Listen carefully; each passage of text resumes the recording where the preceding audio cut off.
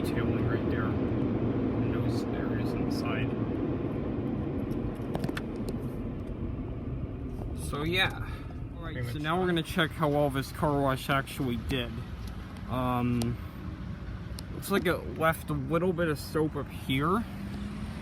Just walking around the back, left some soap on the back. However, maybe we could wipe it down, but other than that, doesn't look too bad. Probably wipe it when they get home, but looks pretty clean. So yeah, this car wash did a pretty good job. And anyways, I would recommend this one for sure.